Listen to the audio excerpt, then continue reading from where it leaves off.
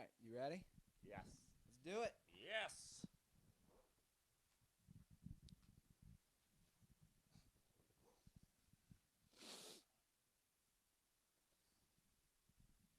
Oh, I just got a notification we are live on YouTube, which is a brand new site where you can sort of like watching TV on the internet. Yeah. You can upload videos and stuff. It's pretty cool. My dad just heard about it.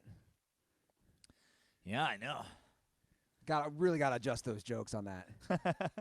Really got to adjust those jokes. All right, let's do it. This one is for the one and only Walter Vincent Ruther. Is your dad's middle name Vincent? Yeah. Wow. No wonder you and Vince got along so well. Yeah, and that was his dad's name, and that's my oldest brother Elliot's middle name. Elliot Vincent Ruther. Yeah. I just had something else, but I forget now. It's fine. Let's go. All right. What episode number is this? 498. Woo! All right, let's Yeah. go. The last one before the big one. Exactly. Welcome to the Dirty Sports Podcast. I am your host, Andy Ruther, coming to you live from the Smut Studio in lovely Venice Beach, California, with my lovely co-host on my left, Joey No Chill Prano. I found it interesting that you referred to Venice as lovely, but then right after it, you referred to me as lovely. So now it's basically like I'm the same as Venice. I don't know if you dissed me. I don't know if It's not a diss. I mean, I love Venice. Don't get me wrong, but man, we don't even have our weather anymore. Now we're just a cloudy homeless encampment. We have it today. It's a little nicer. It's 60, bro. Yeah. We got it all week. I've done my research. It's supposed to rain though again, right? No, I don't think so. Oh, I thought I saw Wednesday. Better We're not. supposed to have some rain. I'm hoping not. We do have some breaking Venice Beach news. Breaking news. What's the news? As of February 20th, the subway will no longer exist. Wow. Good. Fuck Subway. Well, I've eaten at that Subway 3 times in the 9 years I've lived in Venice. Well, here's the thing. We all know what's going in there. We don't? It's going to be some organic, very expensive gentrification, which gentrification is really hitting Venice. Yeah. So, I mean, how could it not, though? Yeah. It's a beach town in Los Angeles. It's kind of ridiculous that it's hit this hard. But I wonder, they already have the Great Whites right next door, which is like a little hip cafe. So sure. what are they going to do? Put like a juice bar or something? Well, I learned a couple things. One, via the mayor, he claims the rent was only $7,000 a month there. And I said they must have made a killing because all the foreigners would go to that subway that came in town. $7,000's a lot for a fucking Subway. You know how many sandwiches you got to sell? They were open till midnight every night. Beach town. That place would have a line all the time. I am going to miss the cookies, though, because when I would get stoned, you got those nice, fresh cookies across the street. I mean, are they fresh? Are they baking cookies at Subway? I don't think they're baking cookies. They're pretty goddamn good, though. Are they Mrs. Fields? You don't like Subway cookies? I don't know. I'm not a big cookie guy. Like, I am a big cookie guy, but I'm not a big, like, I don't go seeking, snack food. Like, I won't be like, oh, I could use a cookie. Like, if I'm in the supermarket, I'll be like, I'll get a bag of cookies. I'll get some Tate's Bake Shop. You don't have a sweet tooth. I do, but like, I don't get crave. Like, I don't like go in search of it. Gotcha. You know, like I'll buy most of my sweets like at the supermarket. I'll be like, oh fuck yeah, I went down the wrong aisle. I guess I'm buying a 10-pound bag of Reese's peanut butter cups. You know, or Yeah. like if I pop into 7-Eleven to get a bottle of water, I'll be like, oh, I'll get an almond Snickers. You know, You don't some go ice searching. cream. No, I've never gone out and been like, I gotta go get some cookies. I get you. Like, I'm for the most part that way, but Back in the day, you're in New York, you're stoned, you go down to the bodega, and next thing you're going to get a Gatorade. Next thing you know, you're coming back with 500 different candy and cookie items. But that's what I'm saying. Sometimes you have that I've craving. never been like, I got to go down there to that Subway and get me a fucking cookie. I'm looking in the YouTube comment section real quick. According to Benangi, chocolate chip cookies are the most overrated cookie ever. That's a bad take, bro. It's a bad take. I mean, it's a weird take because like overrated. Like they're certainly the highest rated cookie, correct? Yeah. Like far and away. And I understand maybe saying like when you think cookie, you shouldn't automatically think chocolate chip, but I don't know. Again, like a good chocolate chip cookie. I'll take a good chocolate chip cookie over a good Peanut butter cookie. oatmeal raisin. Oh, Yeah. oatmeal raisin. I Forget that. like an oatmeal raisin Oh, cookie. forget that. I'm a big fan of oatmeals and raisins and cinnamon, but like, I just keep going back to like a crunchy like Tate's cookie. Shout out Southampton, and then the world. This is what I love when football doesn't happen and we're still in the middle. Cookies. Still in the middle of the NBA season. Cookie Mount Rushmore, chocolate chip, peanut butter. I see some comments about the lighting. Guys, we're working on the lighting situation. This light has affected it. It's not even the lighting; it's affected our camera. Yes. So we'll have to get a pro in here. So hold tight. Also, I love a lot of people like with the lighting, like you're all fucking best boy grips. Lighting's a little weird. All right, well, come on over and fucking set it up for us, Wes Anderson.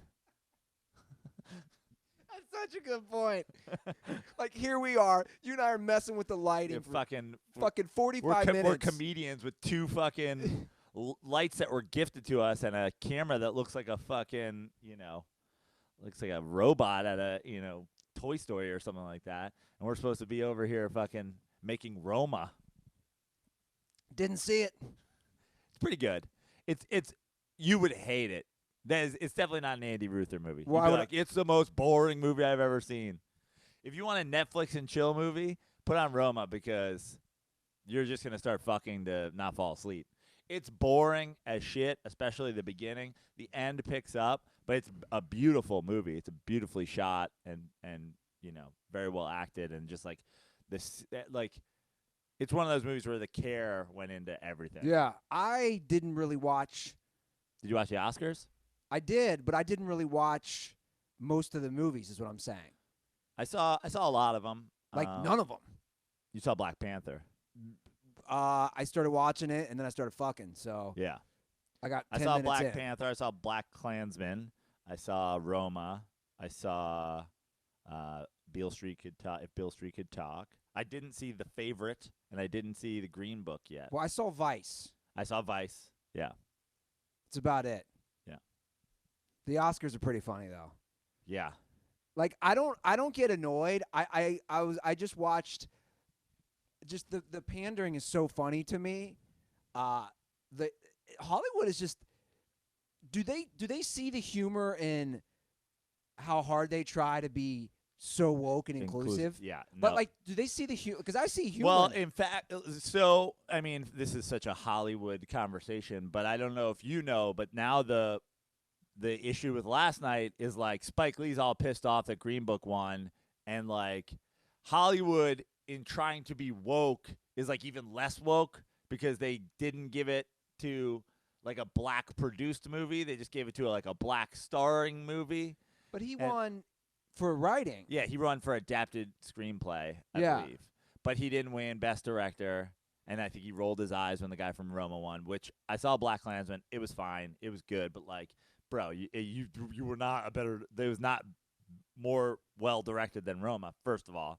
Spike Lee – I like Spike Lee as like a guy, but he also can be a fucking total douche. And talk about, I mean, he's the chocolate chip cookies of directors, that's for sure. 25th Hour's bomb as shit. Some of his real stuff, but like, what'd you make of his outfit last night? He looked like fucking. He looked like a cartoon that would be on like a 80s can of like grape soda or something like that. Like grape soda. Try Spike. He was like kissing his like Prince fucking thing. But then, apparently black people hated the Green Book. They thought it was, like pandering to the black thing.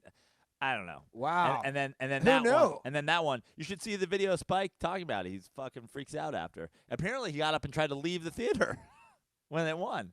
Who's that mad? But here's the thing, and it's funny because this is our Oscar, this is our Hollywood talk. But we've talked a lot about racial issues, obviously, over the last couple weeks and months on the show with the whole Kaepernick thing, and everybody that's ever had an American flag in their bio is like, you're a fucking libtard cuck, Prano. You try to be woke, but you're like, I'm the furthest thing from woke. Like, I watched that and I was like embarrassed that they were trying so hard To be woke. like shoehorn black thing and like, if you think Black Panther deserved to be up for Best Picture, literally fucking kill yourself. It's not the best fucking Marvel movie. It's like the 40th best Marvel movie. Like, if Iron Man's not up for Best Picture, if Guardians of the Galaxy's not up for Best Picture, it's like you're pandering. I get black people are like, yeah, fuck yeah, Black Panther, blah, blah. Like, I get wanting something that you're a fan of to be nominated. Like, of course, I understand that. But it shouldn't come at the expense of them, like, giving you a participation trophy. That was your participation trophy. That Black Panther was up for Best Picture. And like, it's just not. And then they were going to do, like, a popular film thing, and then they got rid of it. It's like, it's not a Best Picture nominee. It's 100% not. By no means, in no era, ever. Now, Regina King, I saw, if Beale Street could talk, she won for supporting actress. She was fucking awesome. Great. Give whoever deserves the award. But, like, that was stupid. And then, like, sounds like they stabbed themselves in the back because they nominated and gave the award to Green Book, and black people hated it. Well, So it's like when going woke goes wrong. something hit me last night while I was watching. My love of sports was reaffirmed. Because you're watching an awards show. We're having this discussion right now. It doesn't matter whether it's the Golden Globes, the Oscars, the Grammys, you name it. You know why I love sports show, Prano? It's decided on the field, on the court. There's no voting. There's no, some sort of politics, wokeness involved. I'm serious, though. It hit me. I was like, this is why I love sports. But It's decided on the fucking field. It's a bad analogy. Why? Because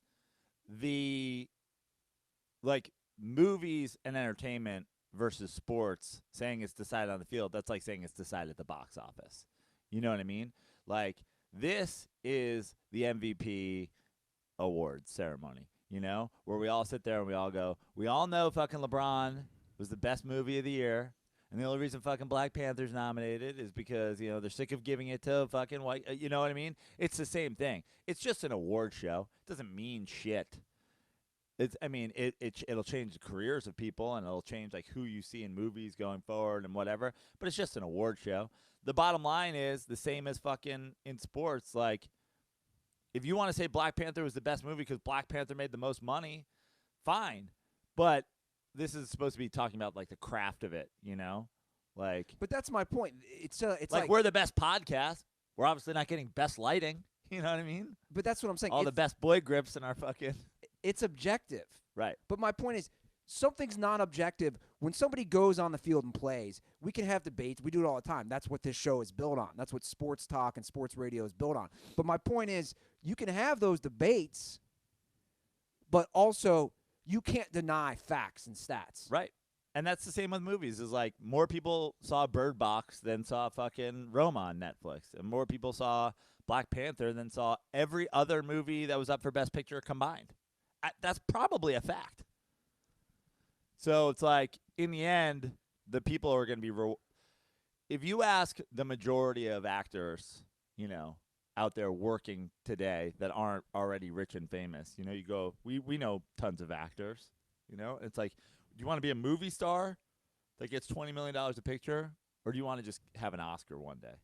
You want to be Steve Buscemi with an Oscar. Everybody's going to say, I want to be a fucking movie star. Everybody. Yeah. 100% of them.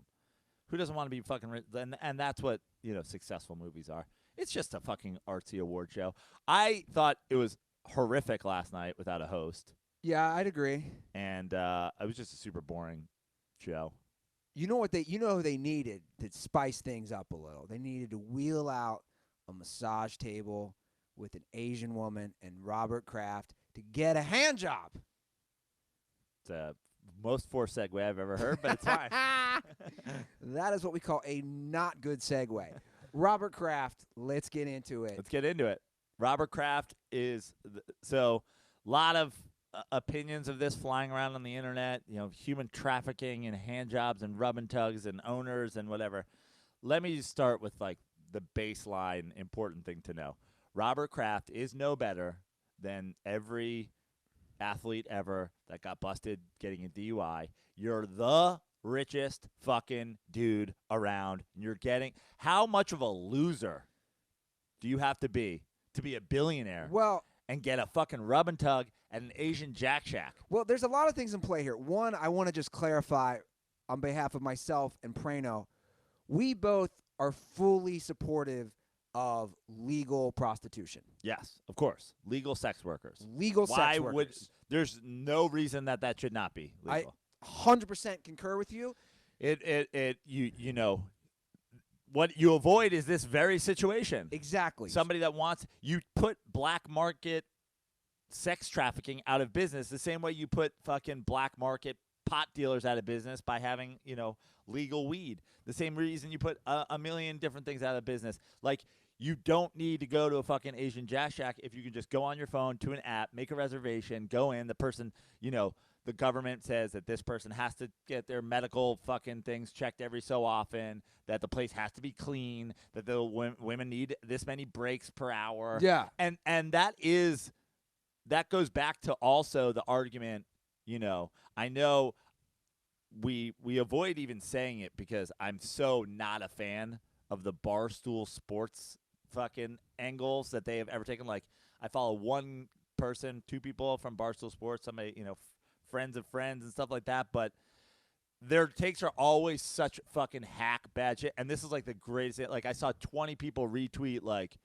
we're going to get on this guy for getting a fucking hand job. It's like, he's smart enough to be a billionaire, and he's smart enough to own the New England Patriots. He's smart enough to know when you go to a fucking illegal Asian Jack Shack in Florida that some bad shit is going on behind the scenes.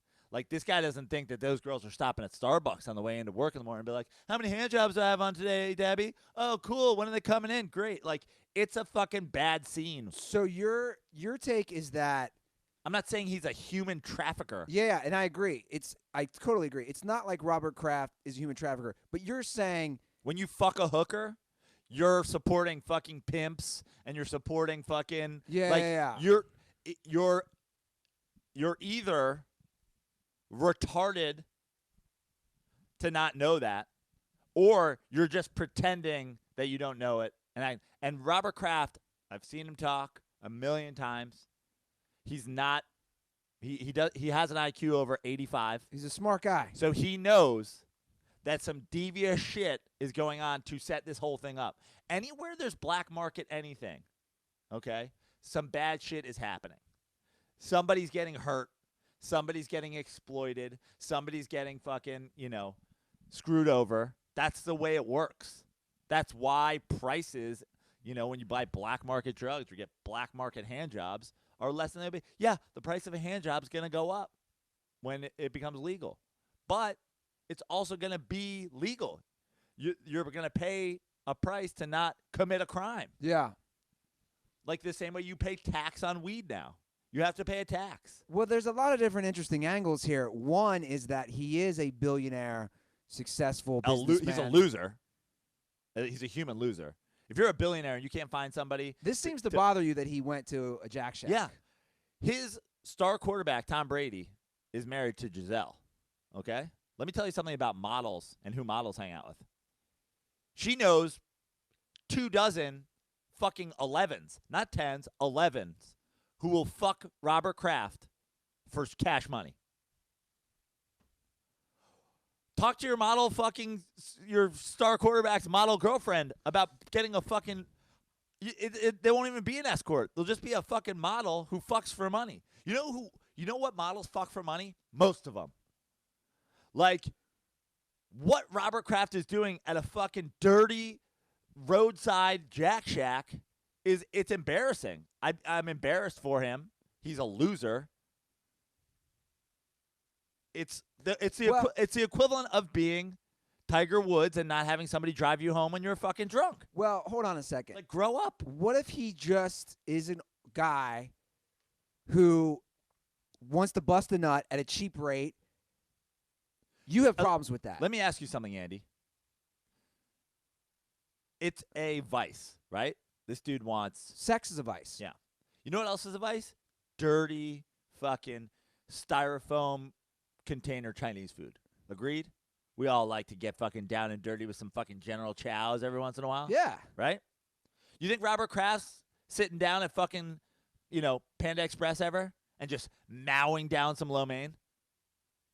Probably not. I will say with 100% certainty that Robert Kraft has never sat in a Chinese restaurant and eaten out of a styrofoam bowl with fucking a plastic fork. And just been like, I don't care if people at fucking TMZ, I fucking crush dirty Chinese food. No, because he's like, dude, if I want fucking Chinese food, I'll go to Mr. Chow's and I'll pay. And is it that much better? No. So the value is the actual quality of the food 20 times the value of what you're getting at Panda Express? Of course it's not. But he has a standard to uphold. So get a fucking escort. You're embarrassing yourself. You get an actual masseuse to come to your house, right? A proper masseuse. And then just be like, here's $1,000, jerk me off. Yeah. You're not eating Panda Express. Stop getting Panda Express hand jobs. Well, you're not going to Panda Express for the egg rolls, but you're going to Panda Express for the fucking butt fucking? Come on, bro. You have enough money. You have to have a certain level of class. We got one sponsor. I was like, Andy, you need a new couch. You need new clothes. Like, come on. We got one sponsor now. You're going to have to change the classiness. Now we got fucking, lights. We got, cameras. You're an adult now. You're not fucking on a green couch with a hole in it where, guy on couch slept for 6 years. Robert Kraft was just getting a hand job on the guy on couch. It's embarrassing. He's a billionaire. It is interesting to think. Remember how I've always said, like, hire me if you're an NBA guy. I'll make these decisions. I'll drive you home. Yeah. He's a loser is the answer. Well, it is interesting that nobody steps in, and we always obviously mock the athletes when they do these fuck-ups. He does have to be mocked just as much, because I do like that analogy of the dumb athlete who doesn't use Uber or Lyft. He doesn't have a guy to say, Robert, you won 6 rings with the Patriots. You're a billionaire. Just hire a girl. But here's the thing. He shouldn't need a guy. The thing about athletes, and I'm not saying this across the board, but a lot of athletes, first of all, they're young, right? And they've been the best at sports their whole life. They didn't have to learn any shit. They didn't have to figure out, like, the ins and outs. Everything was always given to them. So then they get to the level where they're out in the world and they have money, and they're just like, yeah, man, I can drive around Los Angeles wasted the same way I drove around Tallahassee wasted, because cops would pull me over and they'd be like, fucking Jameis, get home, boy. What are you doing out, man? If I arrest you, we're not winning the game the rest of the year. Go on home. And then they get out into the real world with lots of money and fucking, some Florida State defensive back that no one knows is now in the NFL is no longer the big fucking fish. You get pulled over driving around Cincinnati. You're a former star at Florida State. The guy's like, I don't give a fuck who you are, bro. You're going to jail. So they don't have He's 70. He's 70. He's a billionaire. He's a smoking hot girlfriend, He's too. Educated. Yeah. You've seen his actual girlfriend? Yeah. The one who's like, he's raising her ex's kid? It's embarrassing. And if he likes dirty fucking, Asian girls if he likes low quality Go Asian to Thailand. Yeah. Go to Thailand. Buy one. Why are you renting? You know what I mean? If I was a billionaire, do that fucking Donald Sterling shit. Yeah. That girl he used to have. Yeah. The girl who There's a lot of fucking Asians that'll come over and live in Robert Kraft's guest house and jerk them off whenever they want for like It's a good point. $40,000 a year. Yeah. At $100,000 a year, he could actually have an actual stable. Like they could sleep and be fed hay.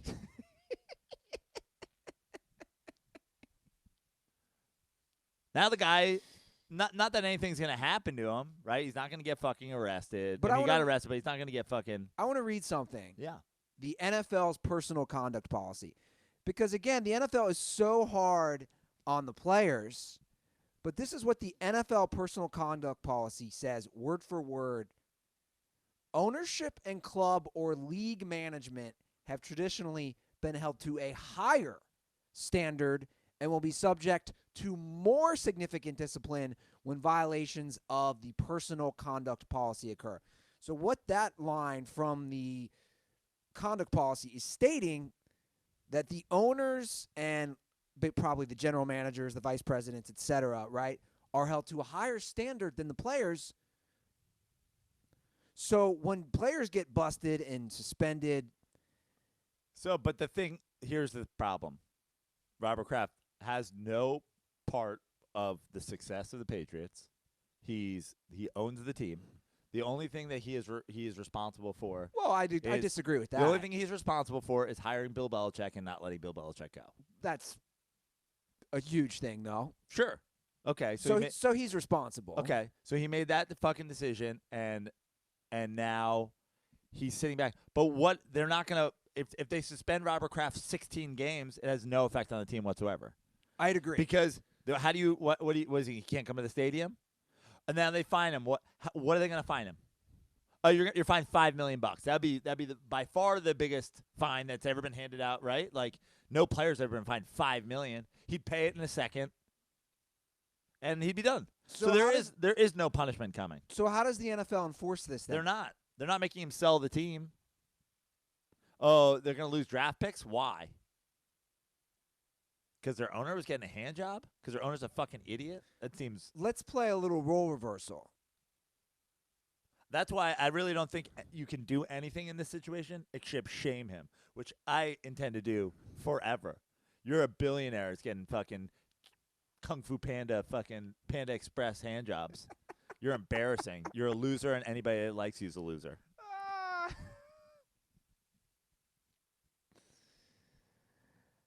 I did not think I saw this coming at all, Prano. What? Just the outright going for Robert Kraft. Dude, I mean, he's a billionaire. Like, What if he likes dirty pussy, though? Great. He should own a plantation full of dirty pussy. He should have a mansion, and then he should have 15 houses on the land where fucking girls who will willingly live there to fuck him. What you're going to? It's embarrassing. I mean, obviously it's embarrassing. I'm sure he's embarrassed by it. But it's embarrassing that you're like you don't know how to be classy. But part of me, you don't find the humor in it. I find a lot of humor in the fact that he is a billionaire. To me, I bring it back to the degeneracy of men and sex, right? You're a billionaire. We've stated it for the last few minutes. He can literally own a stable full of girls. You know why he doesn't own that place? Because he knew they were breaking the law. He knew they were human trafficking. Like, even though he's not human, the reason he's not, like, you know, everybody's like, oh, he's human trafficking. No, he's not. But you know why he's not?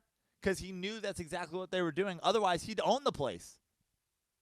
So the idea that he was just like, oh, I thought these girls were just, you know, I thought it was like a nail salon.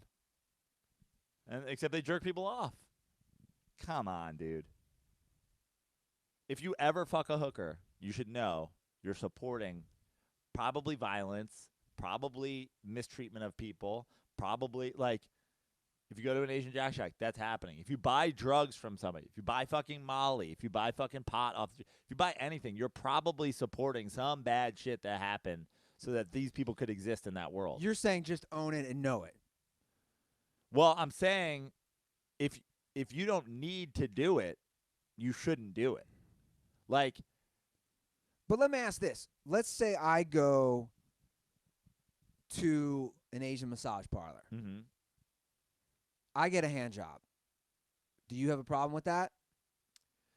What's the difference between me and Robert Kraft? You can't invite a fucking person over. You can't get a high-end person to come over here and fucking drink. Like, you don't have the monetary Financial means. Yeah, to have it done any way you want, right? Like, if you got a hooker to come to your house, it'd be the same exact thing.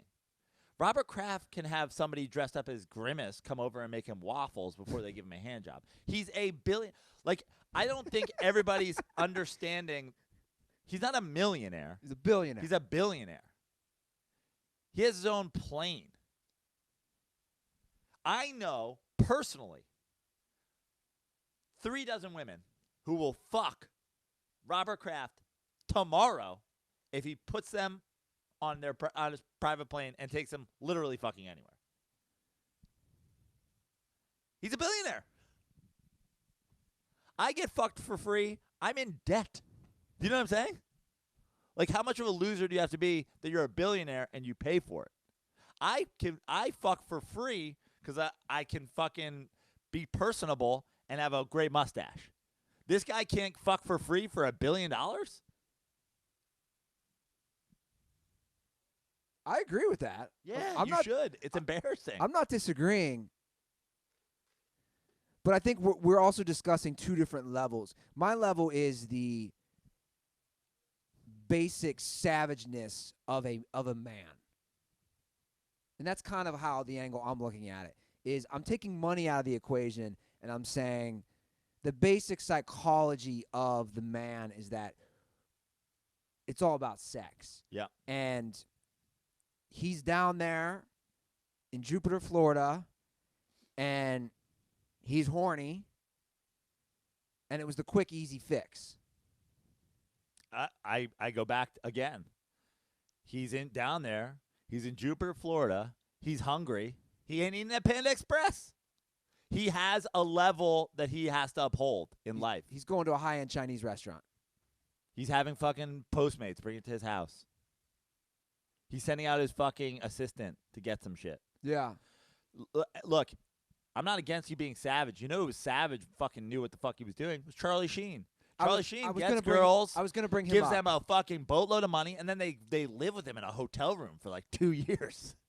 And he just fucks till he's tired. Then they leave. Yeah, you know I was going to bring him up. Not fucking sliding into Asian Jack Shacks. So go the Charlie Sheen route. If you're a billionaire. Fuck hookers until you get Charlie Sheen was like 100 millionaire. Until you get HIV. Yeah.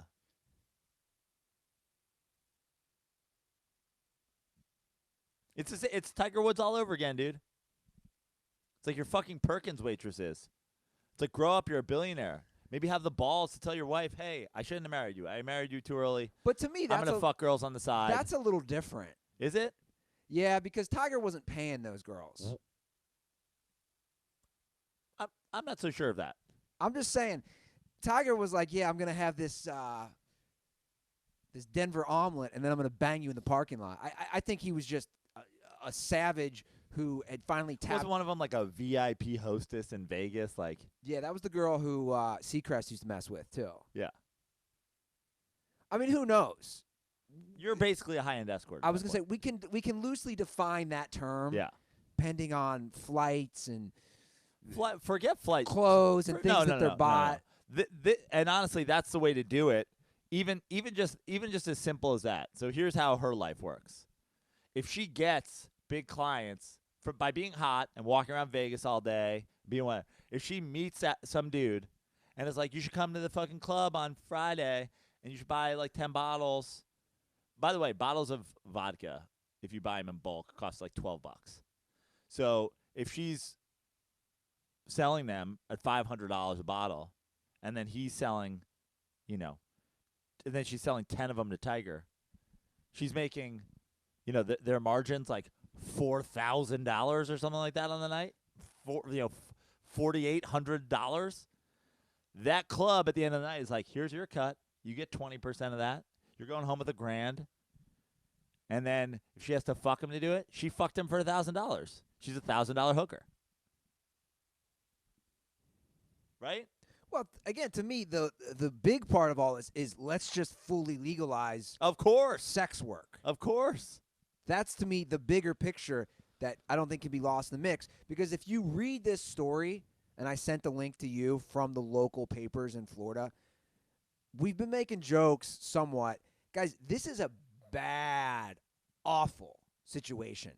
This ring of sex slaves, these women were sex slaves held against their own will in numerous massage parlors all over Florida. So this is a fucking problem.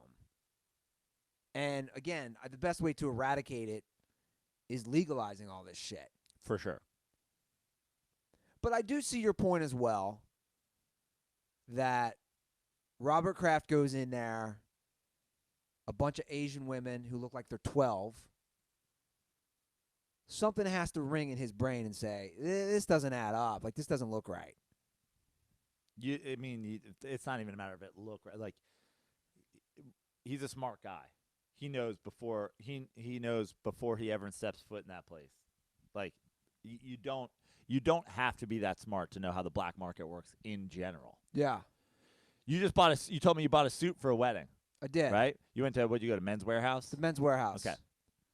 If you buy a suit at Men's Warehouse, right, and it was $500 or whatever, if a fucking Italian dude comes up to you and he's like, hey, man, I saw you at Men's Warehouse, all right? I know you bought a suit. He's like, their return policy is 30 days. Go back, fucking get your money back. I got the same suit in the back of this fucking truck for $100. You come here, you fucking get my suit, $100. The reason that you don't do that is some bad shit happened for him to get that suit. Somebody got beat up. Somebody got fucking, Got their legs scared. broken. Somebody got fucking in trouble. Some degenerate gambler that fucking, whatever. So it's the black market is built on like racketeering and fucking, violence and scare. Like, so you go, well, I'm saving $400, but what you have to say is I'm supporting a criminal lifestyle, Now, if your buddy goes, hey, I work at Men's Warehouse, I took it out the back door, definitely take that suit. Well, I want to ask this question then. Do you remember after 9/11, they used to run those commercials and say, if you were buying drugs, you were supporting terrorism? And I used to always laugh at those.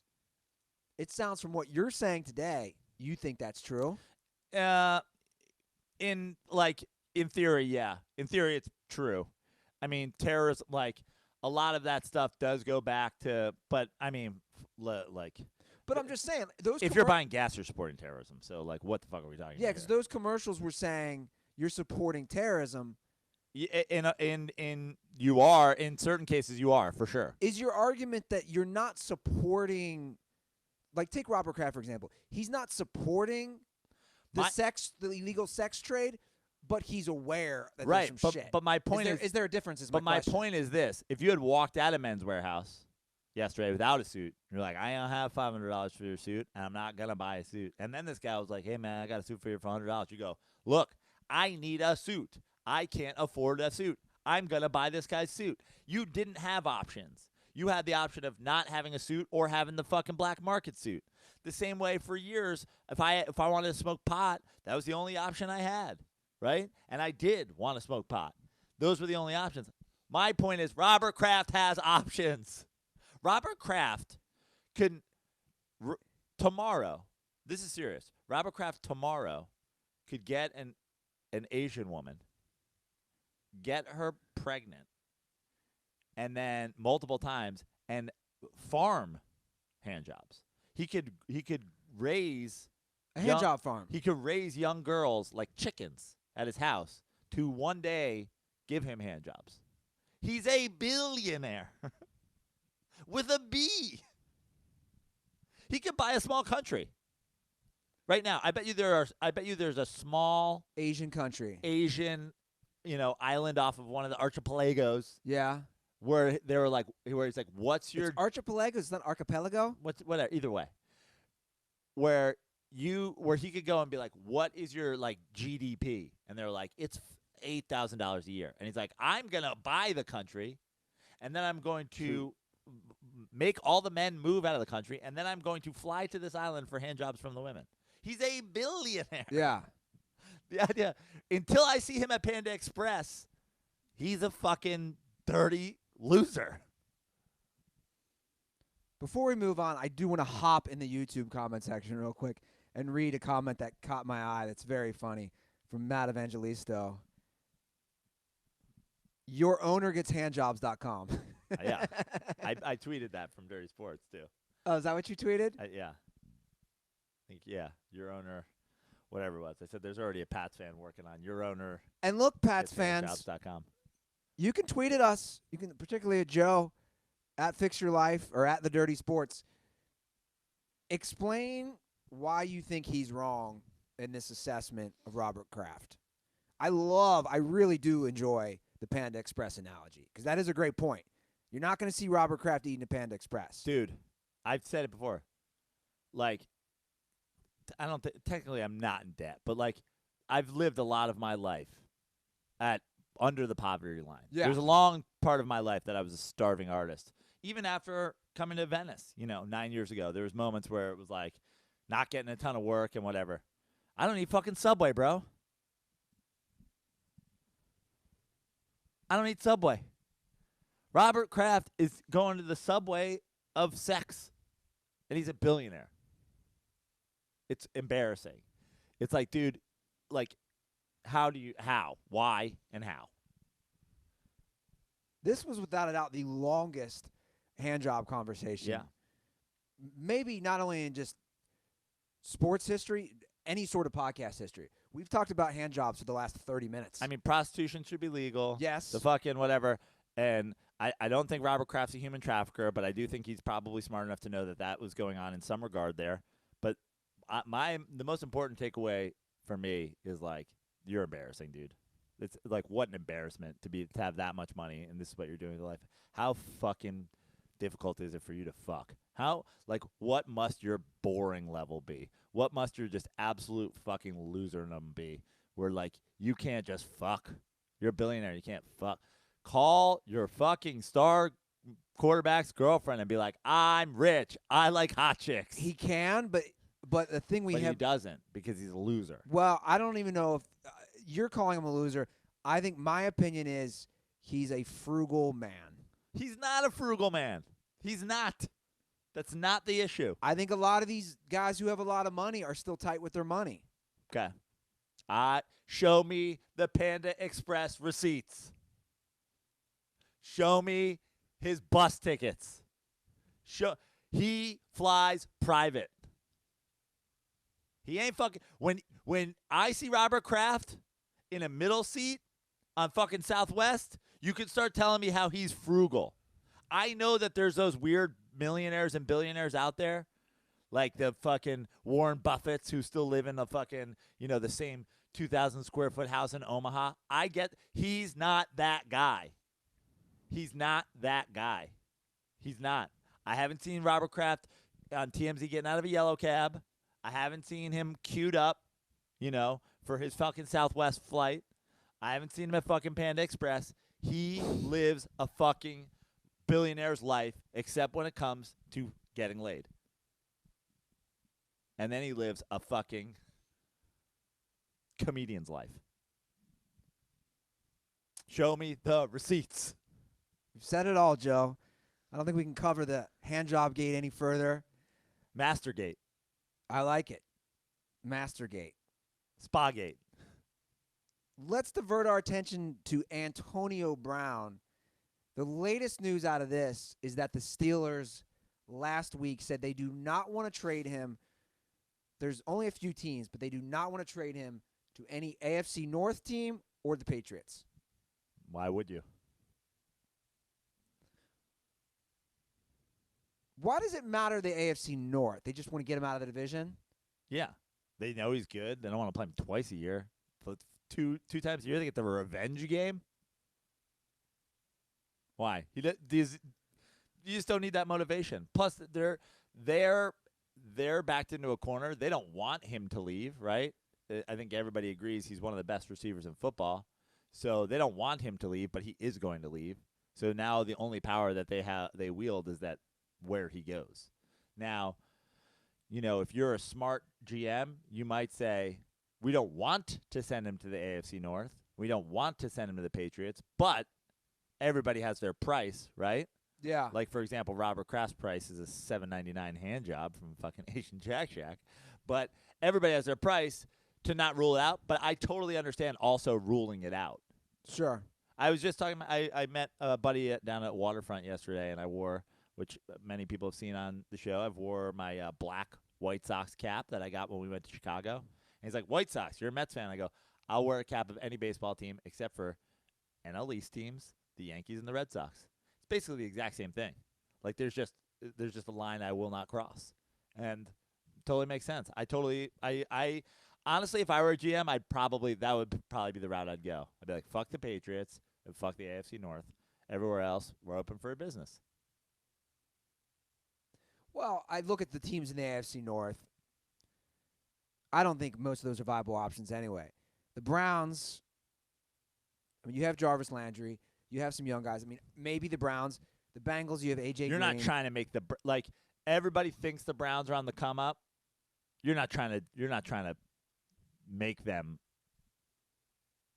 on the come up. Do you know what I mean? You're not trying to help the Browns. I don't see him joining Cincinnati. He's not joining A.J. Green. Right. It's too alphas. But honestly, if Cincinnati called, I might be like, yeah, maybe we do Cincinnati. But again, you got the revenge game factor. I heard a crazy rumor about the Bengals. This isn't even a joke. That the Bengals might be interested in Alex Smith off injury. I'm not even joking. That's the most Bengals shit I've ever heard. Go from Andy Dalton to Alex Smith. Yeah. You're going from Andy Dalton to Andy Dalton, whose leg is sewn back on. Well, he's not a ginger. No, but he he did have a fucking leg amputation last year. No, he's not Andy Dalton, but we do have video of Joe Theismann puking when he saw Alex Smith's injury. So I'm not saying it's bad, but Theismann threw up. And then the last option, the Ravens. Who's throwing him that ball? It doesn't matter. Why send him there if you don't have to? Now, here's the thing. If the 49ers go, hey, we'll give you 2 first-round picks and this for whatever, and then the Ravens call and they go, we'll give you 6 first-round picks. Yeah, you're going to send them to the Ravens, right? Yeah. Nothing's out of the question. They're just making it known. Don't even fucking bother unless you have some Godfather offer. Yeah. I agree. I think it's fine. You growing out the stash again, huh? Yep. Well, stash is here, and then I've got the beard going because I'm just getting it all. I'm gonna shave on Wednesday before my showcase that I'm doing. I need to shave. I got that wedding this week. I got a suit. You just talked about Southwest. I will be flying Southwest into St. Louis. Let me know if Robert Kraft's on your flight. I will. I'll let you know if Robert Kraft's on my flight, and I will be bringing my Harry's razors so I look fresh because I am the best man Saturday. Best man. You gonna give a speech? Yeah, I still got to write it. Wow. Yeah. But have you given a speech for your brothers? One of your brothers? No, I've never given a speech. Never done a best man speech? Never Wow. done that. I just another friend of mine, Jack, just did a best man speech, and we got together, and he was like, "Dude, you got to help me," and he just sent me video of it. He was getting applause breaks. So if you need some of the helpful hints from Joe Prano's Best Man 101, you let me know. Throw you some. I'd assume one of the first parts of those tips is get the Harry's shave. Yeah, look fresh. Look fresh. Yeah, be clean shaven. Yeah, I'll be bringing my Harry's razors. Guys, Harry's razors should be the only razor blades that you use. Not only are the razors great, I love the shave balm, the shave gel, the shaving cream. They have a wide variety. They have excellent body wash. My whole bathroom is is pimped out in Harry's. How are we doing on our Harry's stock, by the way? I'm almost out of Harry's. We need to get some more. Yeah. I agree. And you guys should take advantage too, because we have a great $13 value trial set that comes with everything you need for a close and comfortable shave. Weighted ergonomic handle, 5-blade razor with a lubricating strip and trimmer blade, that rich lathering shave gel I was just talking about, and a travel blade cover. Listeners of Dirty Sports can redeem their trial set at harrys.com/dirty. The idea that there are still dirtballs that haven't gotten their trial set is amazing. Mind-blowing. It's like it's a trial set. Just try it. Just try it, guys. And the body wash, that's why I was asking how we're doing, because I remember I had that fig body wash. Damn, I totally forgot they did body wash. I ran out of it so long ago. Yeah, I can hook you up. I overwashed, I think. I think I got some stuff. So make sure you go to harrys.com/dirty to redeem your offer and let them know I sent you to help support the show. And as a quick reminder, just send me a screenshot, Dirtballs, and you get 2 Dirty Sports koozies in the mail. That's the Dirty Sports bonus offer. That's right. Okay, let's talk a little NBA. Well, since you were talking about bonus offers for the Dirtballs while we were transitioning into the NBA, just want to do a quick reminder that the next episode will be when I give away my Porzingis jersey. And I want to say shout out to the people who have slid into the DMs and tried to buy the Porzingis jersey with their dirty Robert Kraft-like black market offers.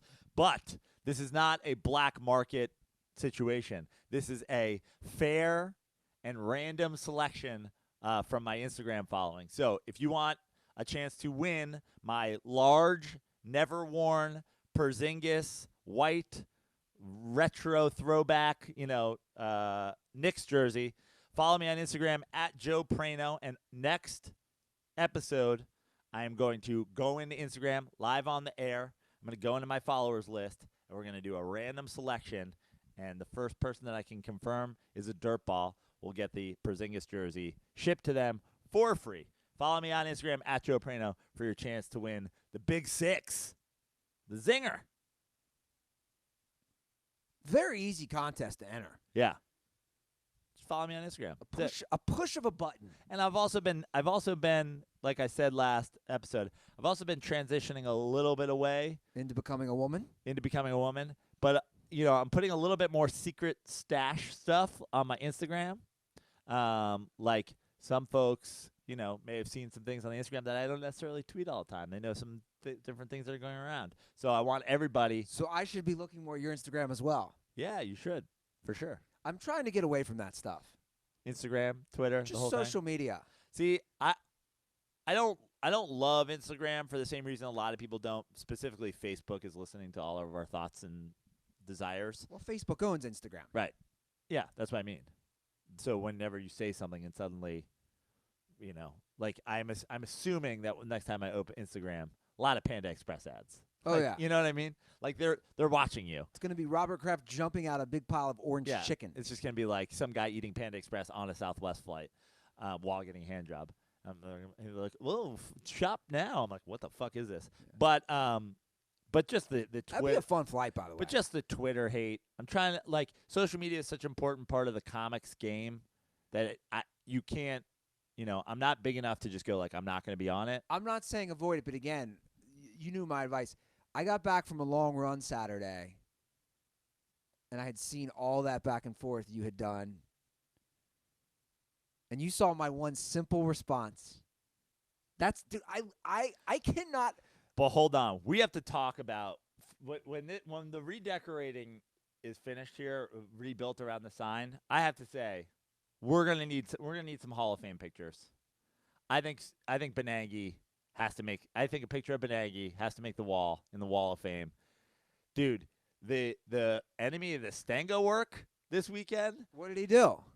Legendary. Some total I honestly don't even know how he figured it out. Some totally faceless troll that was calling himself Bammerman 17. That was some Alabama fan whose bio was literally calling out cucks and libtards and Bammerman. And his bio actually had the word faggots in it. Oh, awful. And Terrible. Then the big move. How does but hold on a second.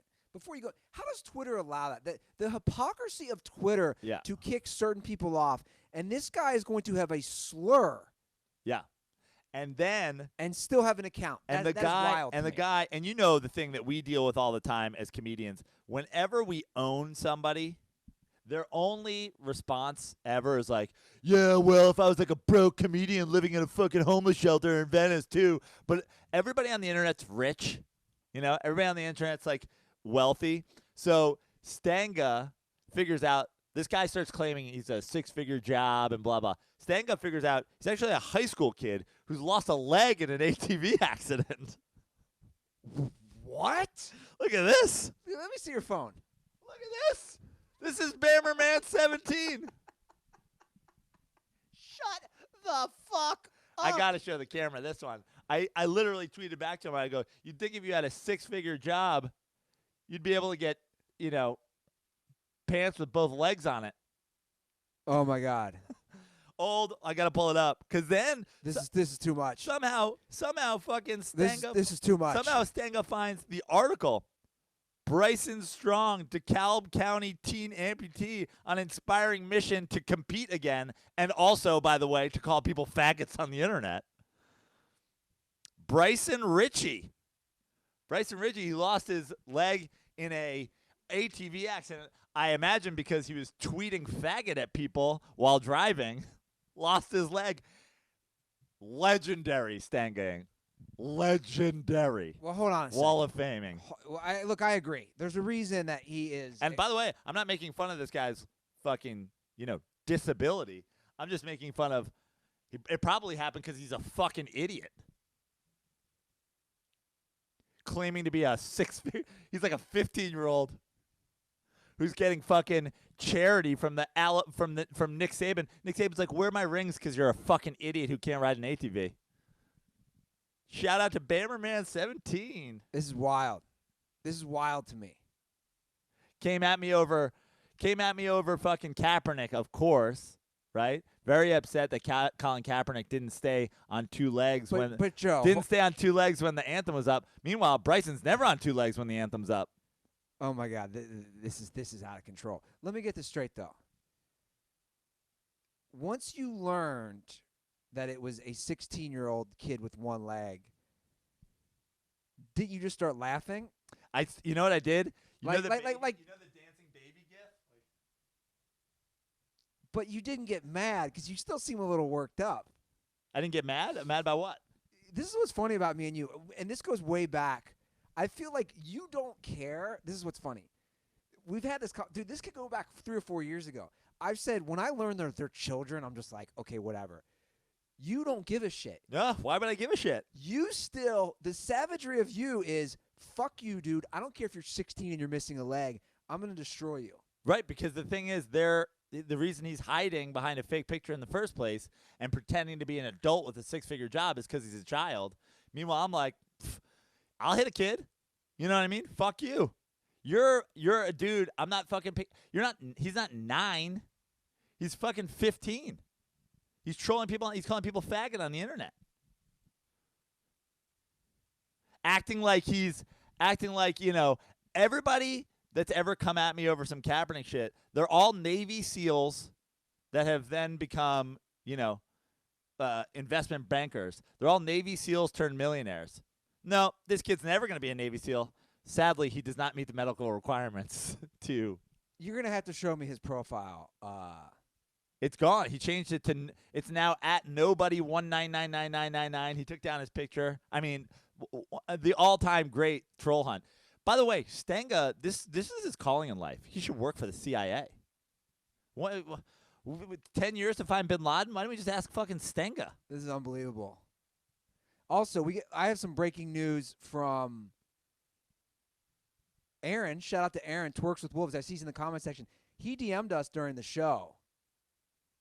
We have the affidavit for Robert Kraft. It's been released. Yeah. Some breaking news. And what does that mean? Do you want me to read it? I guess. It's exactly what happened. Right. Let me just read it real quick. Okay. I know you guys are sick of hearing about this, but I mean, I feel like we know what happened, but go for it. no, but I like to read the legal jargon. What exactly went down? Yeah. This is from the court. All right, January 20th, 2019. On Sunday, January 20th, 2019, video surveillance was conducted at the Target business, which is one of these Jack Shacks, at approximately 1,059. Doesn't matter the address. Yeah, okay, whatever.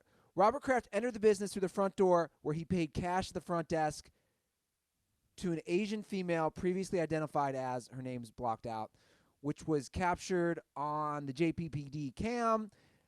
She escorted Kraft to a room identified as camera number 2.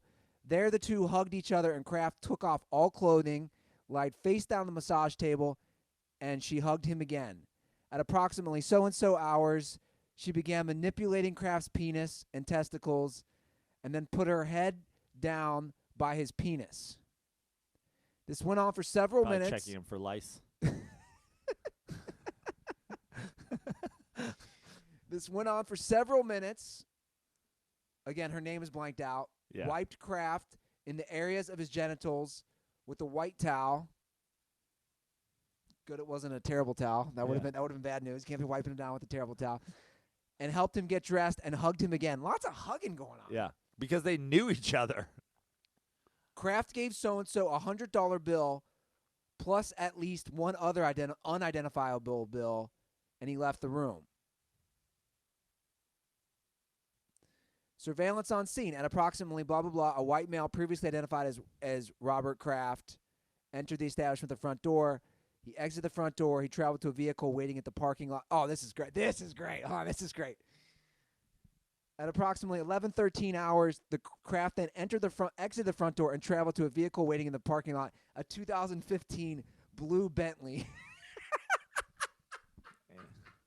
It's like what you're saying. He didn't take his Hyundai Elantra? No, he didn't take his Andy Ruther Corolla hatchback. Yeah? No, it's weird. Thought for sure old Kraft Scrooge McCrafty. This is amazing. He didn't go out in a Ford Fusion. Yeah. He then got in his 2015 Bentley with his driver, who was waiting with prepared caviar for his after hand job meal. And based on the aforementioned, the Bentley then lifted off of the ground, and his driver said, "Roads, where we're going, we don't need roads," and flew his Bentley back to New England. It's a great Back to the Future reference right there, Joe Prano. And the guy who was, the investigator or whoever was undercover says, I have probable cause to believe that Robert K. Kraft did solicit, induce, entice, or procure another to commit prostitution, lewdness, or what is this? I can't read. Whatever. Not going to work here anymore, that's for sure. I can't read. Well, thank you for the update, Aaron. This is why we have Aaron on board. Works with Wolves. He's given us the legal updates. #1 Dirty Sports legal correspondent. Thank you. Although I will say, Aaron, if you can be in the YouTube comment section. Hey, maybe he's at work. Relax. I know. I'm playing. Jeez. I'm playing. But I would like to pair Stanga with Moharis. We got a lawyer. We got the investigator. I'm going to put together a fucking super team. This episode is wild. I mean, I still cannot believe. Dude, a 16-year-old kid with one leg. I mean, guys, hold on. Was claiming to be a fucking. Let's think about this real quick. A six-figure businessman, and that you were arguing with him is the best part. Yeah. And then Stanga, gotcha, bitches. Stanga should be charging people like $10 a head. The guy was just a fake name. Like he figured it out through his followers. He was like two of his followers are like two kids that go to the same school. But you don't have any sympathy for this kid? Why? Because he's a troubled kid. Is he? He's troubled?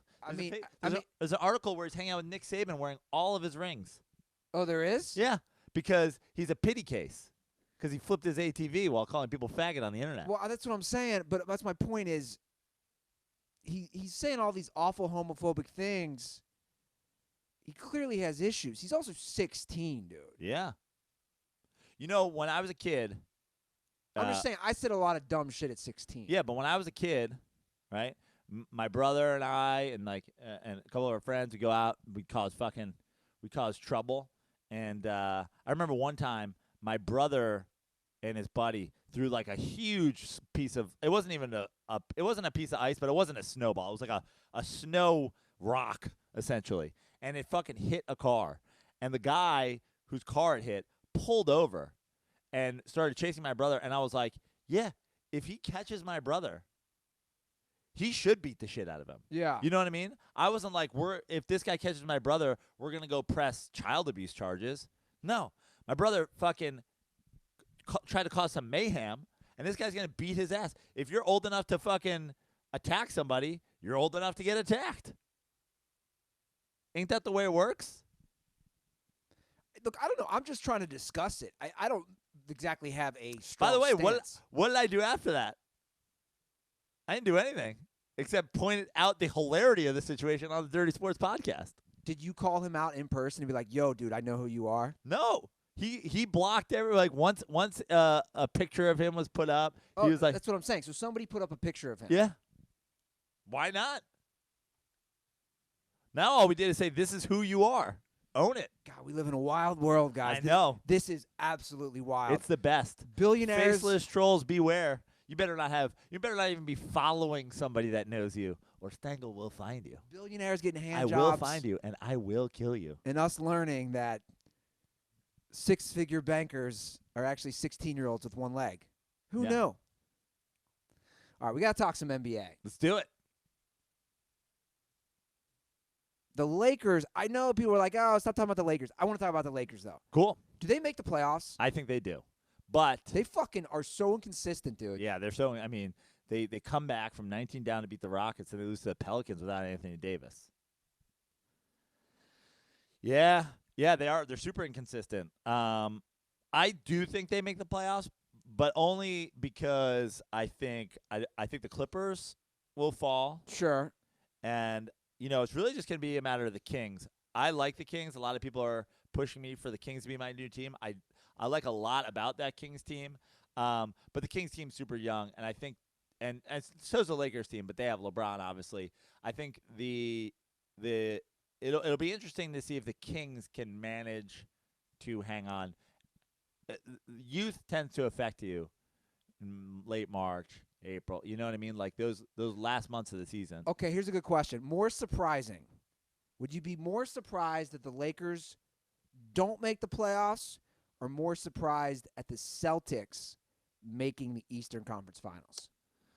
I'd be more surprised if the Celtics make the Eastern Conference Finals. Because they're also very I inconsistent. mean, the Lakers are currently out of Yes. the playoffs. So them not making the playoffs is like, look, I think they will. I think they'll probably sneak in. I don't think they'll win a playoff series. But I think they'll probably sneak in. That's just me. You love to do. I'm not betting against Tom Brady until they lose. I'm not betting up against LeBron James until he doesn't make an NBA Finals, which, by the way, hasn't happened since that kid was 5 and had both legs. Savage. But the Celtics are hyper talented. They still might be like right up there for most talented team in the East. But yeah, I mean, I guess for the Celtics to make the Eastern Conference Finals, they only have to win one series that they shouldn't win, right? Like by in theory. Like they're a 5 seed.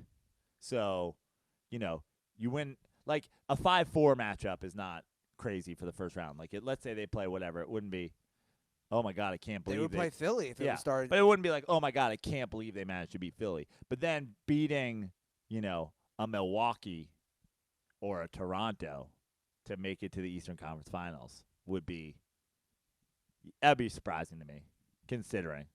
I mean, I put it again, they have a great team. Danny Ainge has put together a fantastic team, and I think Brad Stevens is the best coach in the East. So what's the problem? Why are they so inconsistent?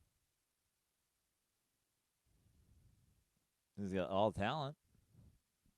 Why are they the 5 seed? It's that point guard they got. I mean, you said it, not me. So y'all control Andy this week. It's fine. Kyrie has a great game, but for some reason, He doesn't make the players around him better. and that's the point, he doesn't make the players around him better. That's an interesting argument for a lot of good players, though. Sure is. Does James Harden make that much better? Does Russell Westbrook? Well, I'll say this about James Harden. James Harden probably doesn't make the guys around him that much better as compared to like other players that are of great set, but he's not being asked to. First of all, he is a great passer, James Harden, but their strategy there, Mike D'Antoni, is like, just do that. I'll worry about all these other guys doing what they're doing. Like, for 15 years now, take Mike D'Antoni teams out of the fucking mix. They should not be judged like any other team. Like, what he's doing is stupid with his scoring. That's just it. But, like, you know, Russell Westbrook, dude, Russell Westbrook's everything have gone down this year. Meanwhile, Paul George is, you know, an MVP candidate, and in other years would be the MVP winner, and they're winning games. I actually feel like Russell Westbrook has changed his game for the better a little bit. It's still very, very, like, stat padding, you know. It's very me first, but he's been better this year. Like, if he played this style with Kevin Durant, I think they would have had a completely different, you know, run. Did you watch that Rockets-Warriors game? I did. Big win for them without James Harden. Yeah. It's been wild the Rockets-Lakers game, the Rockets-Warriors game, that Utah-Oklahoma City game. Yeah, I didn't see that one. That was nuts. I wasn't even watching it, and then I got the alert. It was like going into overtime. I'm like, all right, well. And then it's going into second overtime. It's just so fucking fun. NBA is so fun. I saw you going against trolls again. Yeah. Well, because, that wasn't even a troll. Like, when I don't mind having the argument with you, like a very civilized argument with you. Like, I had a guy come at me about, like, the 90s and how it's hard. And I'm like, well, let's just talk plain old facts. Scoring's up because threes are worth more than twos. And people are shooting the three at a clip and at a percentage unlike anything we've ever seen before. If you watch the NBA in the 90s, the only argument is, like, they didn't, the hard fouls weren't flagrants and they weren't ejections. They were still fouls. People still went to the free throw line for that shit. He's like, yeah, but wasn't it so much more impressive that Michael Jordan was scoring 37 points in the 90s? I'm like, no. Michael Jordan took 27 shots a game that year. 27. James Harden has 2 years in his whole career where he shot over 20 times in a game. This year and last year. This year is his most, I think, at 22. Michael Jordan was shooting 27 shots a game, shooting more free throws on average. No, it wasn't more impressive. It was way, way less impressive. Well, this is actually a good segue into what Steven Jackson said, because he was talking about old players, the old days versus now. And I thought this was an interesting discussion. This is what Steven Jackson said last week. I love the fact that players have control of where they want to play. But at the same time, guys got to be professional too. I would be the first to say these guys these days, they're spoiled. A lot of them are spoiled. And he goes on to say, I was talking to a Hall of Fame coach, and he said one thing to me he sees about basketball from the outside looking in. More players today are interested in what the game can do for them. They don't actually love the game like we did. I'm 41 years old, and I still play the game every day, and I can see that the love for the game is not there. But I'm happy that we had a hand for these kids to be able to get the money that they're making, and the game is going strong. I'm happy about that. But at the same time, they got to be professional and continue to show fans that they love the game too, because it can get away from that. So, what do we make of these comments of him saying players nowadays, and he's not that far removed, he's only 41, don't love the actual game of I basketball? think that's painting with a pretty broad brush. You know, I think it would be safe to say, that you could look at any era and find guys like the the Dennis Rodmans of the world. I think everybody could agree Dennis Rodman's a very passionate basketball player. Seemed to very much, try. He certainly had a lot of motor when he was on the court. He was a hired gun late in his career. He was taking his shoes off. He's selling books. He's dressing up like a chick. He's marrying fucking Carmen Electra. He's he's doing all kinds of fucking shit. Like, you're basically judging guys on what they're doing off the court for what they're doing. Like, the thing about Steven Jackson was a great player. Steven Jackson's skill, right, is nowhere near, let's say, Kyrie Irving.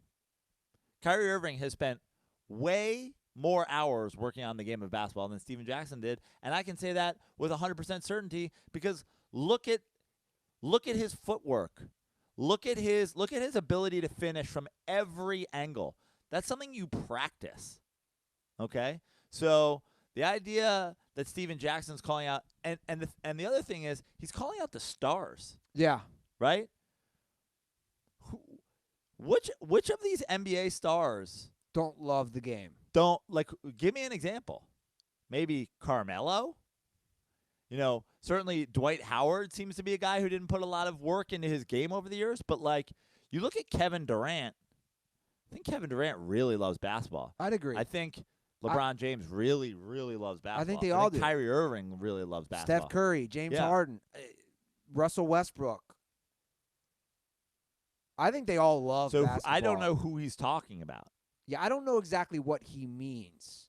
I mean, think about this line. They don't actually love the game like we did. Maybe in the sense that they it's not as important to them, that they're the competition of it all and the whatever, but it's I think what he's confusing is this. Now, he's acknowledging that they opened up avenues for these players, but I think what he's trying to say is these guys have outside businesses. Sure. They have production companies. They have clothing lines. They have all this shit, which players also had back then too. Isn't Steven Jackson famous for getting signed by a team and then calling it and taking the contract? Maybe his last one or something like that. I don't know. Didn't he famously rob a team blind by being like, "Nah, fuck you, I'm not playing for you"? I'm not sure. I might be confused. Maybe it wasn't Steven He's Jackson. out here, by the way. Yeah. I'm pretty sure he's an LA guy.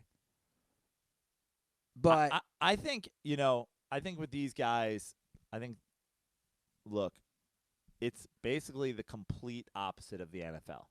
In the NFL, as we saw, the players have no power.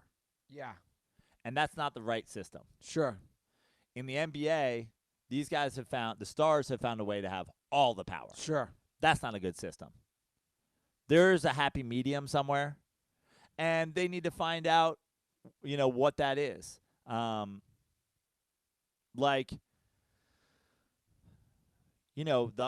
baseball, there's the arbitration where you can't, we're giving you, we're judging you against the rest of the league, and that's how we're determining your value. In the NBA now, the max contract, they had this idea for the max contract where, if Kyrie re-signs with the Celtics right now, he gets more money than he could possibly get if he becomes a free agent and he goes somewhere else, right?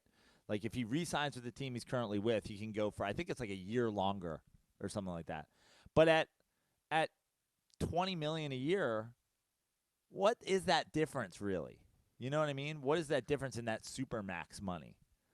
As opposed to, if he goes to New York, doesn't he make up that $20 million anyway? So where is the incentive to stay?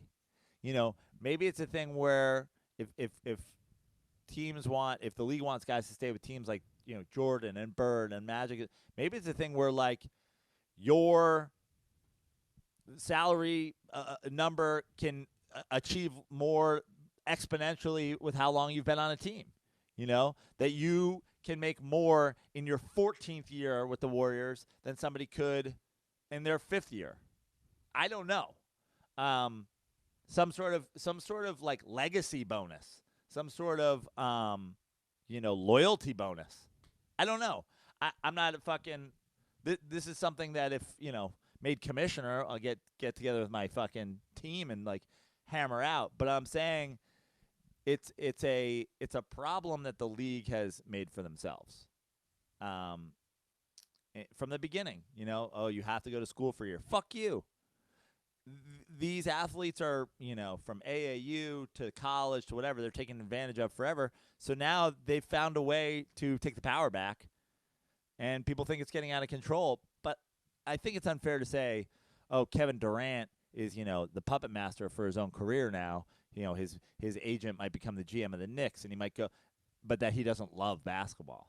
I think he loves basketball. Pretty certain that he joined the Warriors because he loves basketball and wanted to win basketball and play the game the right way. I don't necessarily agree with his statement either. I think what he's trying to get at it. There's probably some truth in what he's saying, but I think maybe not carefully choosing his words enough. I don't think Steven Jackson, from everything I know about Steven Jackson, worked a whole lot harder on the game of basketball than Kevin Durant or LeBron. Yeah. Or James Harden, When James Harden is doing step-back threes that are a blatant travel but are happening at such a speed with such footwork that an NBA referee truly doesn't know how to officiate it, that takes time. It takes time to work that footwork out. I need to work on my step-back three in the Venice Beach courts. Yeah. That'll be post-marathon work, right? Get that step-back three down? Yeah.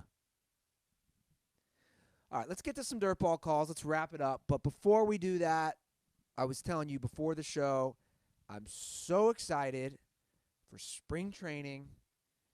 We officially have a house. We got a house. Scottsdale, Arizona. Andy. March 13th and 14th, we're staying, and we're leaving the 15th. Me, you, Andy Lazarus. We have a pool. A pool. Where's our house? What part of town? Scottsdale. Yeah, love it. Scottsdale, Arizona. We're gonna go to some games. Probably leave early on the 13th. Try to make an evening game, right? To go to a night game the 13th. 14th, we've got the whole day there. Are we trying to double down? We might do a doubleheader. Maybe a doubleheader. Maybe an early game and a late game. There's rumors we might even do a podcast from the. We're doing a podcast for sure. Yeah. 15th, I think it's gonna be tough to get to a game. Before I've got a show in Palm Springs that night. I think it'd be tough. I checked, the earliest games are 1, so I think going to a 1:00 game and then driving 4 hours. That'll be tough. Yeah, let's not push it. Because so probably 3 games in 2 days. 3 games in 2 days. Maybe 2 games, depending on how we're feeling, depending on how lit up I get on the 13th. Yeah, we'll see. But I was looking on SeatGeek. Yeah, for tickets. I certainly hope so. It's the only place I look for tickets. I know you want to see your Reds. I want to see Yasiel Puig. I'm assuming Laz maybe wants to see his Giants. Yeah. Maybe we get a third wild card game in there. Maybe I get to choose our third game. Sure. I like it. I kind of want to see Machado. Yeah. It'd be cool. Maybe we see Harper on the Dodgers now. I believe, as I was looking on SeatGeek, I think the Reds play the Dodgers on Thursday, right? On the 14th? On Thursday, which would be fun to see Puig against his old team. Yep. Got to get me a Puig jersey. Well, Dirtballs, if you want to meet us there, let us know. Again, those are the dates, 13th, 14th, and leaving the 15th. You can get your tickets on SeatGeek. Download the app right now because, best of all Dirtballs get $10 off their first SeatGeek purchase. Just download the SeatGeek app and enter promo code DIRTY today. That's DIRTY. Promo code DIRTY for $10 off your first SeatGeek purchase. SeatGeek, life's an event. We have the tickets. And I've said before, Andy's a little. I'm more of a man of the people.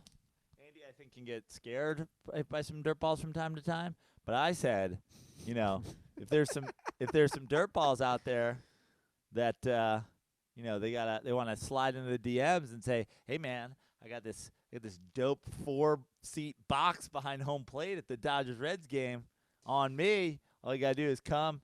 I'll slam beers with Prano. I'll vape with Ruther." So you hold on a second. You think you're more of a man of the people than me? I mean, you like to send out koozies, but I like to get down and dirty. Hang out with the dirt balls. Come out to shows. We take shots. We do. We hang out. Do you think part of that is because I don't drink alcohol anymore? Maybe, but I also think that you have a low threshold for debauchery. You're like, I don't know, this guy seems weird. I think that's changed a lot. I have mellowed out a lot. Shout out to Crash from Float Lab for that. Check that out on the latest episode. Crash. Dude, you would actually like this. Check him out on the latest episode of Dent Report. This is Dirty Sports. Wow. He's out there, man. Yeah, I mean he runs a fucking sound bath. Float Lab, sensory deprivation. You should have seen his office though, where I interviewed him. It's on the Venice Boardwalk, on the second floor. The amount of hand-carved masks and all these different things from all over the world. It's wild, dude. Much love to Crash. Check out that episode of the Dent Report. It was good, dude. I looked back. Did you ask him why his name's Crash? I didn't. What? Jeez, not exactly a fucking. We went deep in the sensory deprivation stuff. He used to be in the music business. Yeah. And he used to do a lot of drugs, and he talks about that, and then he got into this world. We did like an hour, and I looked him up. Apparently, when he did Joe Rogan's podcast a few years ago, he did 2.5 hours. And I'm thinking, like, what did they talk about? Ruther mentions Joe Rogan. Finish your beer. That's how I heard about Crash. Crash even said that. It's like, if it wasn't for you listening to Joe Rogan, I never would have started doing sensory deprivation. Then I never would have met Crash. Then he never would have been on Dent Report. Wild. Bro, wild. Okay. Dirtball calls. Let's get to them. The first one is from our buddy in Texas, one of my favorite screen names, Chupacabro. Yes. Hey, guys. It's Chupacabro. You guys were talking last episode about going down to Amarillo and maybe doing a Texas trip. Well, if that's true, you guys should come down here to Dallas, specifically the Frisco area. I live right by the Dallas Cowboys training stadium. That little area has cool bars and restaurants and pretty cool spot. I also used to work for a minor league baseball team down here called the Rough Riders, and they always do fun little gimmicks during their games, and they have a thing called Party in the Yard, where you can just get absolutely smashed on like $3 beers. So that's pretty fun. I know there's also some dirtballs down here, so we can even do a little Texas dirtball meetup. Yeehaw! Get Andy a pair of little boots and maybe Joe cowboy hat. I think it would look good on you. Also, Andy, don't go to Juarez. I was born and raised in El Paso, so I'm kind of a yokel. You'll die. But if you guys do go to El Paso, I know all the good Mexican food spots. I know, Andy, you're a huge fan. I can tell you guys how to navigate around there, too. And they have a cool baseball team called the Chihuahuas. Dumb name, but they have a fairly new stadium, and they're actually fun to watch. So, I got you on that one, guys. I don't have condoms for today. It's a beautiful Saturday morning, and I'm in a good mood. Wow. Stay dirty, guys. Stay positive. Sounds like he's been doing some fucking. I gotta say, I loved lab. everything about that call, except I think Chihuahuas is a great name for. What a perfect minor league baseball name. Did by any chance? Like I imagine that like when they need a rally, he goes up there. He's like, "Yo quiero hits, yo quiero runs." By any chance, does DMX own the Rough Riders? Yeah, right. Did you see that? I would love to do a Texas, like a Texas only stand up in stadiums. We hit a bunch of minor league fields. We hit Houston. We hit the Rangers. Minors and majors. Yeah, love it. Yeah, I wear a cowboy hat the whole fucking time. I think I'd look good in cowboy boots. Might have to ship out my Cadillac out there, like on a truck or something, since it definitely won't make it, and put the the old cow horns on the front. Bro, I rode my bike by your place, man. Caddy's just sitting there, huh? Yeah, I know. I saw it. Caddies, yeah. When was the last time you drove that? Months. 2 months ago. 2 months ago? Yeah. was weird because when I rode my bike by, there was a 16-year-old kid who was keying your car with his leg. Yeah. Savage. It was Gamer Man. What's his name? Bammer Man 17. Gamer Man. He's now at nobody 19999. We're awful. Are we awful for? Why are? See, I completely disagree. I get a conscience at times because he's a child. Even if he's a homophobic piece of shit, he's a child. I guess it goes down to what do we view 16 as? Old enough to call somebody a faggot on the internet, you're old enough to get slapped. That's my rule. Now you're all in big, big trouble. That's how I feel about children trolls on the internet. I have your actual name now. Now you're all in big, big trouble. It's like me, what I would do if kids showed up to my work to try to tell me what to do. Yeah. All right, this one's been sitting here for a minute. Our good buddy CT. Let's get the call played.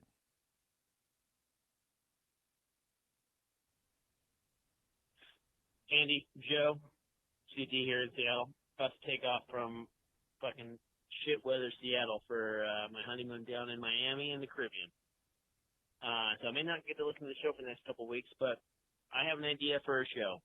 What you guys should do is a time travel episode where you guys go through certain events in sports history and pretend to do the episode after that event happened. So, for example, I think an awesome episode would be after the Malice in the Palace, if you guys then immediately pretended to do a podcast like the day after that happened to hear your reactions on that. That would be good, or the OJ chase, or Michael Jordan's retirement, or maybe even go as far back as like the Babe Ruth trade to the Yankees from the Red Sox, or something ridiculous, or even Jackie Robinson's debut to the baseball, something ridiculous like that. I mean, we're getting to the down season of sports here. We're in between the Super Bowl and March Madness, so if you're looking for content, I think that would be great, where you kind of jump around in time and pretend to do dirty sports throughout history. Other than that, Ruther, I'm pro cat. I own a couple cats. But it's because I like to be irresponsible.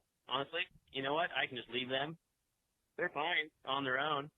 Again, I'll have to leave for 2-week vacation and just leave them at home. So, yeah, for sure. All right. CTNTL. Go Cougs. Fuck the Huskies. Peace out. Who knew the cat-dog debate would be so highly debated? I like this idea, but didn't we do this? Didn't we do an episode where we were doing it?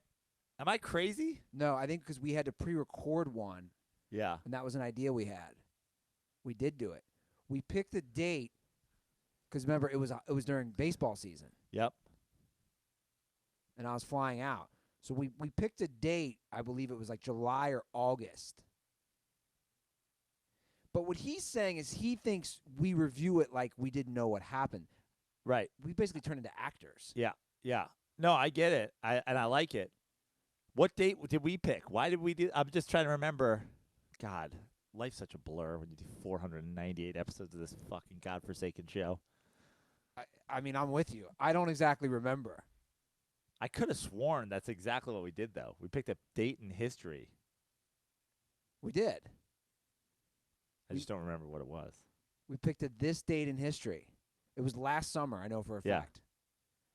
I want to say it's because I was flying back home and we didn't have much to discuss in between episodes. Right. Who knows? Right. I like it, though. I like Throwback Thursday. I like it too. Well, first of all, we got to get Robert Littell from Black Sports Online. Bro, I mean, I tweeted you last week again. Now you just ghosted me? I mean, I'm just going to say it, Robert. Come on. You're not helping your cause of the stereotype of, like, black people show up late, bro. I'm just saying. I mean, I think he's not, but, like, I'm playing around. I know that you love Black Sports Online, their headlines, but I'm still of the opinion, I'm like, maybe he's not showing up because he doesn't have anything to say beyond the headlines. No, I've watched some of his stuff. He's got a podcast. I like him. I mean, let me just. I mean, Prano, these headlines are amazing. Comedians reach out to headline writer at famous black site. Famous black site responds, then refuses to show up. Here's some of today's If that headlines. was our story on Black Sports Online. Jordan Woods says she has an explanation on why she cheated with Tristan Thompson. Here is what the Kardashian Jenners think about it. Pics vids. That's actually not too bad a one. I mean, come on, man. I'm giving you all this free press, bro. This was a good one that I liked yesterday.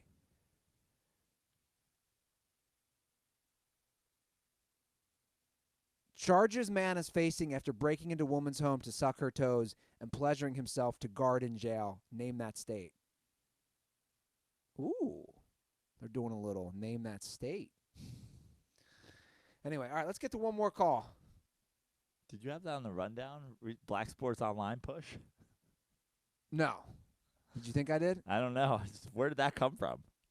Because, CT, we're talking about different episodes, and I want to bring him on. Got it. Tweeted him. It's at BSO. It's the easiest thing to tweet at. Use all 280 characters. No, use 273 characters, and then just put parentheses video at the end. Well, I've decided probably we're going to play the game again this week. It's been a minute. Okay. And I just saw a comment in YouTube about that.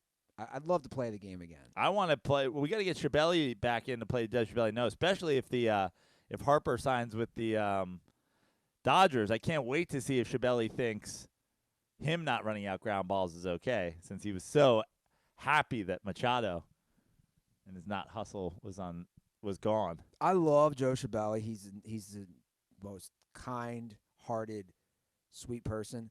But is there a person with worse takes?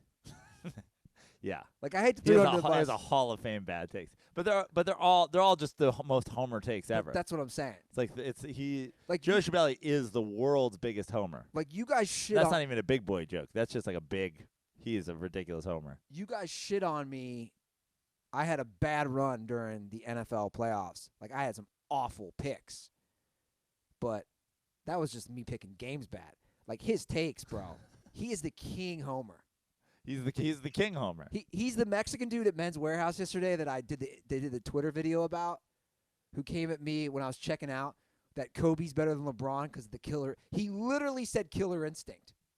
It's remarkable. The cuck who was also checking out in line, we got scared of me because I was like, what?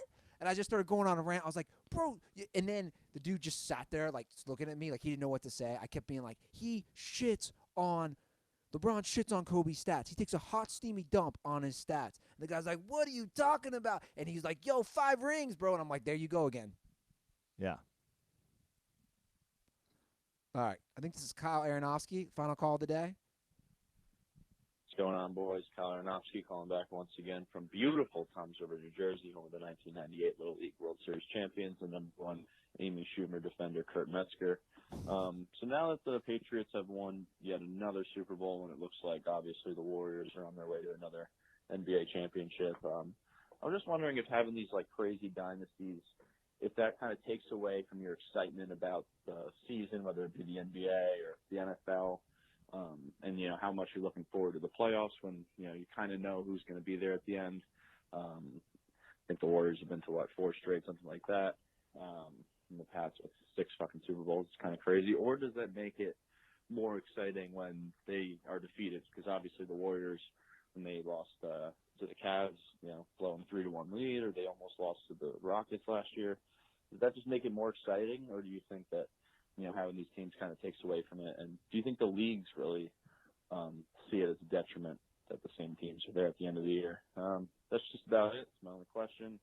Condoms are for John Smith, being a Jordan slurper. Get those balls out of your mouth. And condoms are also for Andy Ruther saying, appreciate. It's appreciate. You appreciate. Reminds me of fucking Ben Stiller and Dodgeball saying, real fucking naughty. Appreciate.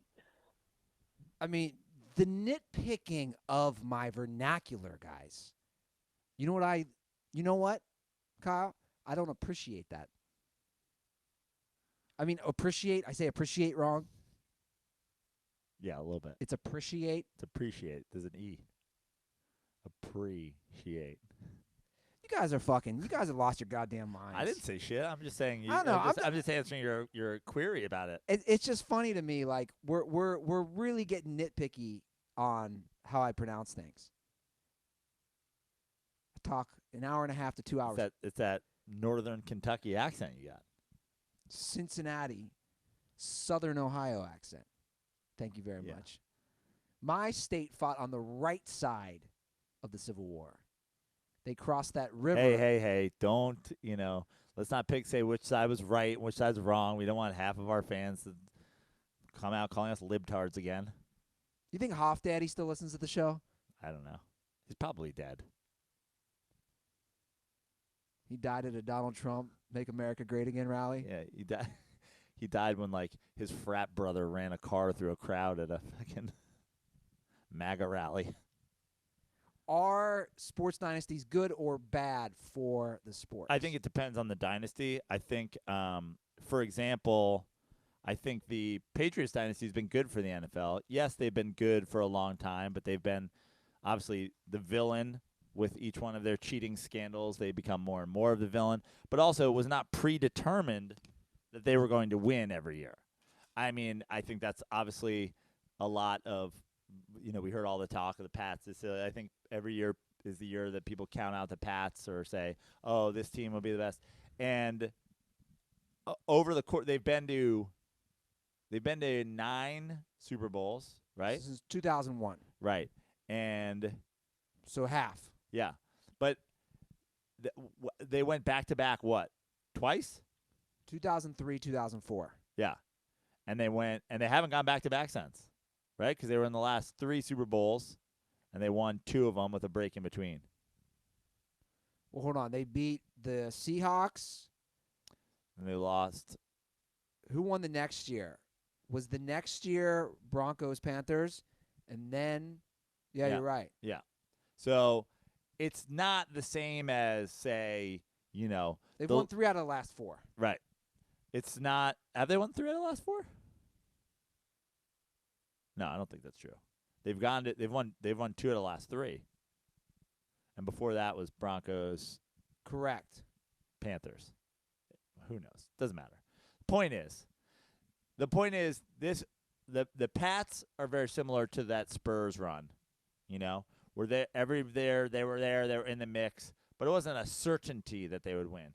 I think there's a big difference between what the Pats have done in football versus, say, the Warriors in the NBA right now, where everybody knows for sure.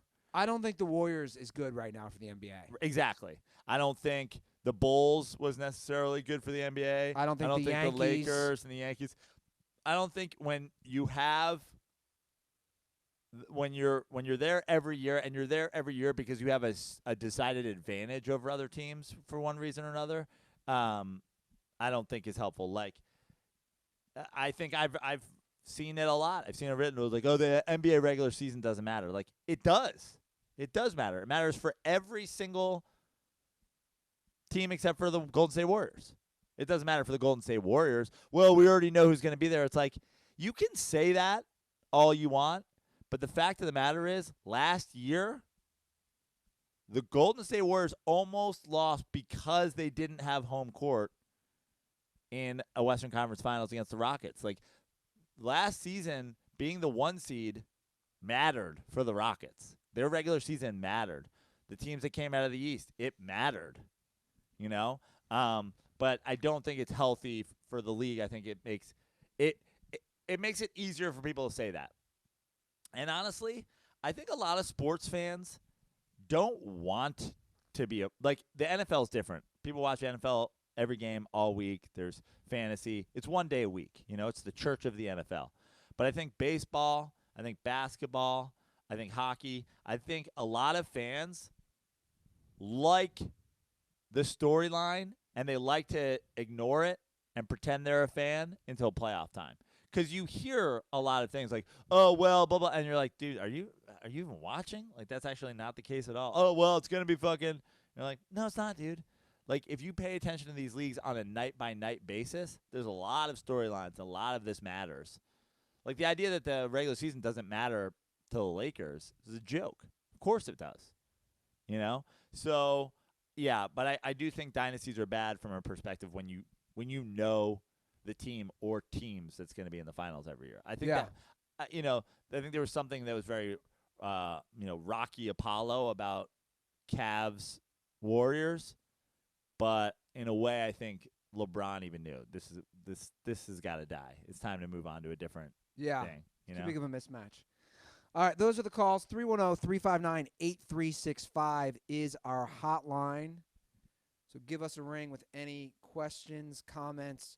If you want to argue with us about anything, if you are a Robert Kraft defender, have at it. You can also tweet at us at The Dirty Sports.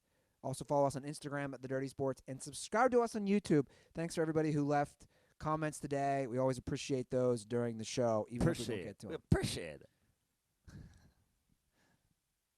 Follow me at Andy Ruther on Twitter and Instagram.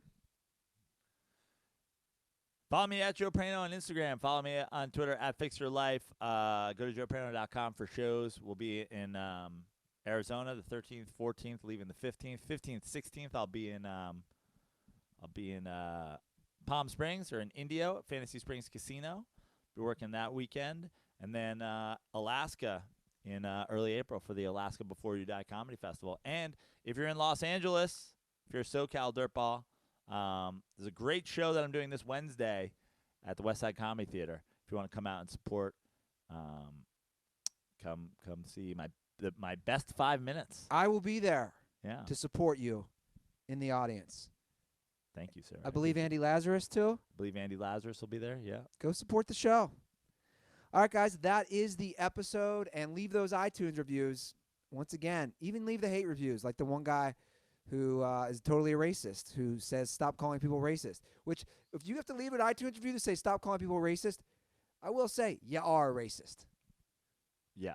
Well, that's what I said when you showed it to me. It's like no one gets upset about being called racist except for racists. Exactly. You know? I have a feeling that guy's Twitter bio's got the American flag in it. So drop an iTunes review and leave your Twitter or Instagram handle. Okay, guys, that's the episode. Thanks for tuning in. Have a great week. And most importantly, don't forget, condoms are for pussies.